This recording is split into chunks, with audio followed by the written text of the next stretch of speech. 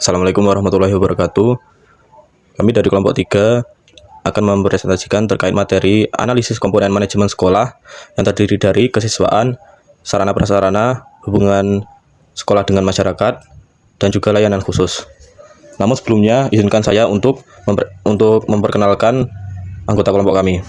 Yang pertama yaitu Hilmi Rafael Akbar dengan NIM belakang 038, yang kedua ada Faris Antonio Patmanayaka dengan NIM belakang 045, yang ketiga ada Yeskiel Tangguh Seno dengan NIM belakang 046, yang keempat ada Wisnu Indra Lukmana dengan NIM belakang 054, dan selanjutnya ada Alifah Nuraini dengan NIM belakang 015, dan yang terakhir yaitu Jesslyn Adelia dengan NIM belakang 062. Pertama-tama akan dijelaskan terkait apa itu komponen manajemen sekolah. Untuk Yeskiel Tangguh Seno, waktu dan tempat dipersilahkan. Apa itu komponen manajemen sekolah? Ya, dalam praktiknya terdapat beberapa komponen penting yang menjadi bagian dari manajemen sekolah. Di antaranya adalah kesiswaan, sarana dan prasarana, hubungan sekolah dengan masyarakat, serta layanan khusus.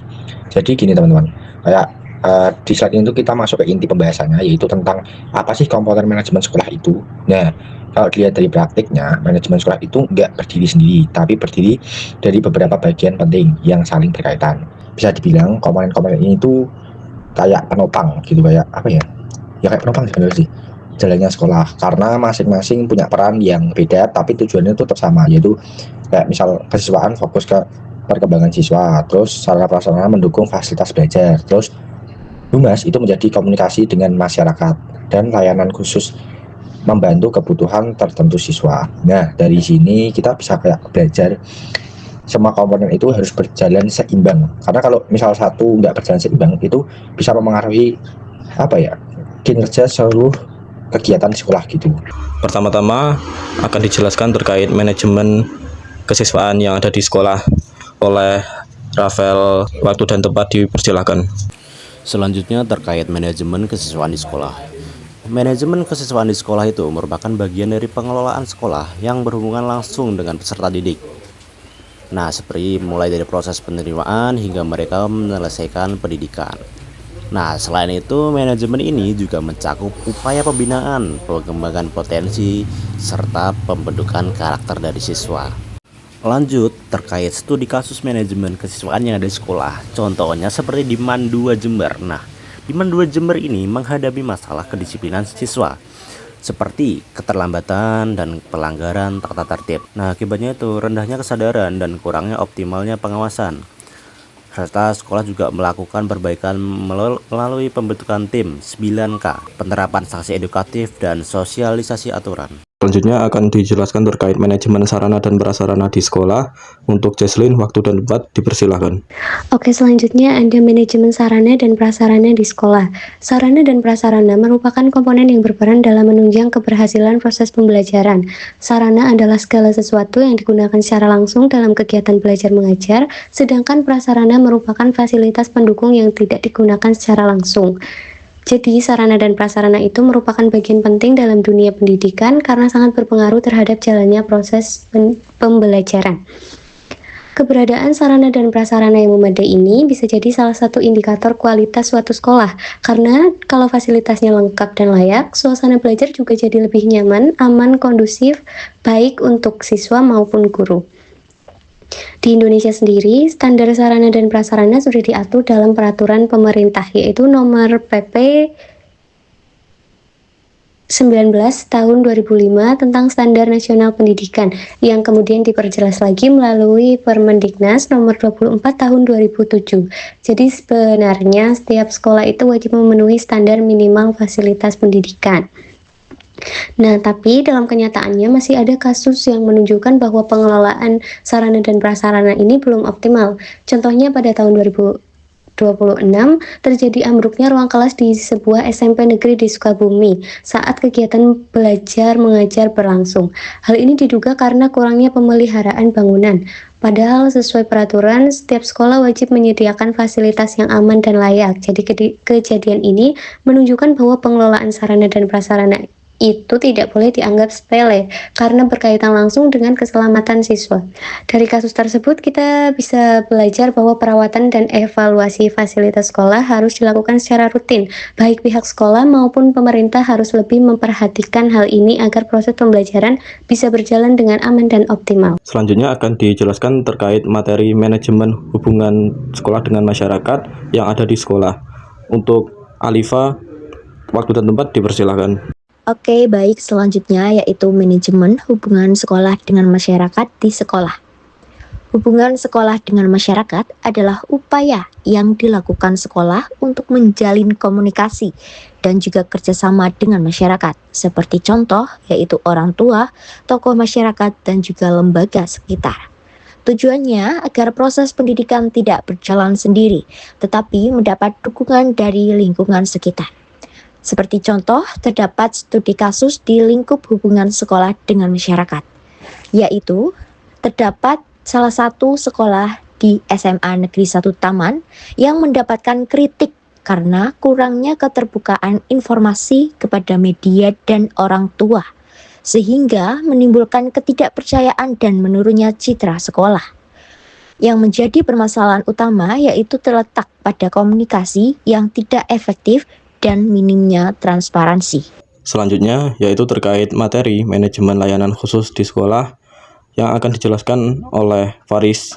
Waktu dan tempat dipersilahkan. Merupakan bagian dari pengelolaan pendidikan yang berfokus pada penyediaan layanan tambahan guna menunjang perkembangan peserta didik secara optimal, baik dari aspek akademik maupun non-akademik. Layanan ini dirancang untuk memenuhi kebutuhan khusus siswa agar proses pendidikan berjalan lebih efektif dan juga komprehensif. Adapun contoh-contoh terkait layanan khusus yang ada di sekolah antara lain seperti layanan bimbingan dan konseling, layanan laboratorium sekolah, layanan ekstrakurikuler, layanan koperasi sekolah, dan juga layanan perpustakaan sekolah. Pertama-tama kita akan membahas tentang layanan bimbingan dan juga konseling. Bimbingan konseling merupakan proses bantuan yang diberikan kepada peserta didik melalui interaksi langsung antara konselor dan dalam guna membantu individu memahami diri, mengambil keputusan, serta mengatasi permasalahan yang dihadapi oleh para peserta didik. Layanan ini menjadi bagian integral dari pendidikan karena mendukung perkembangan pribadi, sosial, belajar dan juga masa depan siswa. Selanjutnya yaitu layanan laboratorium sekolah. Hal ini merupakan sarana pendukung pembelajaran yang digunakan untuk kegiatan praktikum, penelitian, percobaan, dan juga pengembangan ilmu pengetahuan. Keberadaan laboratorium sangatlah penting, terutama dalam pembelajaran berbasis praktik. Selanjutnya yaitu ekstrakurikuler. Ekstrakurikuler merupakan kegiatan di luar jam pelajaran yang bertujuan untuk mengembangkan potensi, minat, dan juga bakat para peserta didik. Kegiatan ini juga berperan dalam membentuk karakter serta keterampilan sosial dari para peserta didik. Baik, selanjutnya yaitu layanan koperasi sekolah. Koperasi sekolah merupakan salah satu layanan khusus yang berfungsi sebagai sarana pembelajaran ekonomi bagi peserta didik sekaligus memenuhi kebutuhan warga sekolah. Koperasi dijalankan berdasarkan prinsip kekeluargaan dan juga gotong royong. Selanjutnya yaitu layanan perpustakaan sekolah. Perpustakaan merupakan pusat sumber belajar yang menyediakan berbagai bahan pustaka dan juga informasi bagi para peserta didik. Layanan perpustakaan berperan penting dalam mendukung kegiatan literasi dan juga pembelajaran mandiri. Contoh kasus dari layanan khusus di sekolah, salah satunya yaitu kejadian puluhan siswa yang ada di SMA 3 Kota Pekalongan yang diduga jadi korban pelecehan verbal dari guru BK. Kasus ini terjadi karena dugaan pelecehan verbal yang dilakukan oleh oknum guru, khususnya guru bimbingan konseling yang ada di SMA Negeri 3 Kota Pekalongan terhadap puluhan siswi. Modus yang digunakan yaitu memanggil siswi ke ruang BK dengan alasan wawancara terkait kesehatan atau kenakalan remaja. Namun pernyataan yang diajukan justru menyimpang dan mengarah pada hal yang tidak pantas. Kasus ini jelas menyalahi fungsi bimbingan dan juga konseling karena seharusnya berperan dalam membantu siswa dalam perkembangan pribadi, sosial, belajar dan juga masa depan mereka. Dalam kasus ini, guru BK justru menyalahgunakan wewenang mereka dalam melakukan tindakan yang merugikan dan juga melanggar norma, seperti mengajukan pernyataan yang tidak pantas dan juga melakukan intimidasi. Solusi yang dapat diberikan yaitu kasus ini harus ada panggilan terhadap guru yang bersangkutan dan juga memberikan sanksi berupa surat peringatan. Meskipun banyak penilaian yang perlu tindakan yang lebih tegas. Siswa dan juga orang tua menuntut agar pelaku diberi sanksi berat hingga ranah hukum serta menciptakan lingkungan sekolah yang lebih aman dan juga bebas dari pelecehan. Selain itu, diperlukan pengawasan yang lebih ketat terhadap pelaksanaan, layanan, bimbingan, dan juga konseling. Adapun mekanisme pelaporan yang dapat lebih aman bagi para korban, serta pendampingan psikologis bagi siswa yang menjadi korban. Dan ini, kami akan menutup sesi presentasi dengan sebuah kesimpulan. Untuk Wisnu, waktu dan tempat dipersilahkan. Oke, selanjutnya kesimpulan. Dari keseluruhan pembahasan dapat dipahami bahwa keberhasilan penyelenggaraan pendidikan di sekolah sangat ditentukan oleh kemampuan dalam mengelola berbagai komponen manajemen secara terpadu. Manajemen sekolah tidak hanya berfokus pada proses pembelajaran di kelas, tetapi juga mencakup pengelolaan peserta didik, fasilitas pendidikan, hubungan dengan masyarakat, serta penyediaan layanan pendukung lainnya. Pengelolaan kesiswaan menjadi aspek yang berkaitan langsung dengan perkembangan peserta didik melalui perencanaan dan pembinaan yang tepat. Sekolah dapat membentuk siswa yang tidak hanya berprestasi secara akademik, tapi juga memiliki sikap disiplin dan karakter yang baik.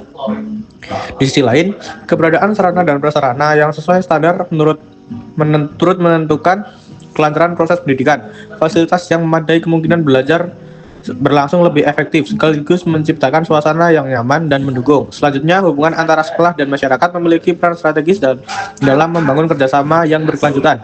Komunikasi yang baik akan meningkatkan kepercayaan serta keterlibatan masyarakat dalam mendukung program-program sekolah. Selain itu, layanan khusus yang disediakan sekolah menjadi pelengkap penting dalam memenuhi kebutuhan peserta didik secara menyeluruh. Berbagai layanan tersebut membantu siswa dalam mengembangkan potensi, mengatasi permasalahan, serta meningkatkan kualitas pengalaman belajar. Dengan demikian dapat disimpulkan bahwa sinergi antar komponen manajemen sekolah merupakan faktor utama dalam peningkatan mutu pendidikan.